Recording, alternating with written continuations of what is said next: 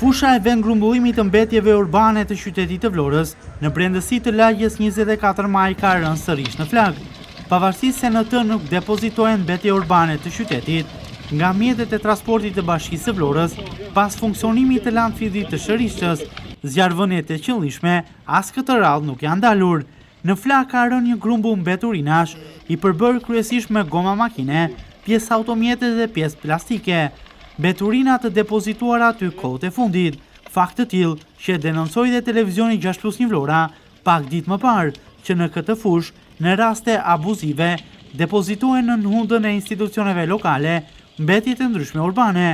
Personi që ka hedhur mbeturinat, me sa duket të shkujdesur që tu mbas edhe gjurmët, duke i vendosur flakën.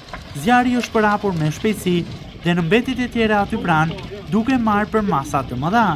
Shtollungat e tymit kancerogjen janë përhapur në të gjithë qytetin e Vlorës, duke shkaktuar ndotje të normave të lejuara. Ndotje kjo e cila nuk do për herë të parë, por fatkeqësisht përsëritet çdo sezon veror, edhe në këtë të tanishmin, duke të ofruar një imazh as pak pozitiv për Vlorën e ashtu quajtura mbretëresha e turizmit.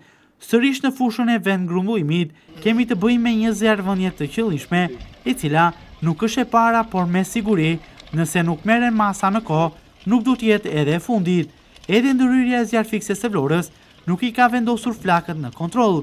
Madje ndërhyrja nuk ka mundur të paksoj as ndotjen, e cila duket kilometra larg nga brendësia e qytetit dhe vija bregdetare dhe shihet nga pushuesit dhe turistët e shumt. Sërish, përgjegjësit të cilët kanë vendosur zjarrin vazhdojnë të pa identifikuar, edhe për faktin se mbetet e vështirë që të monitorohet.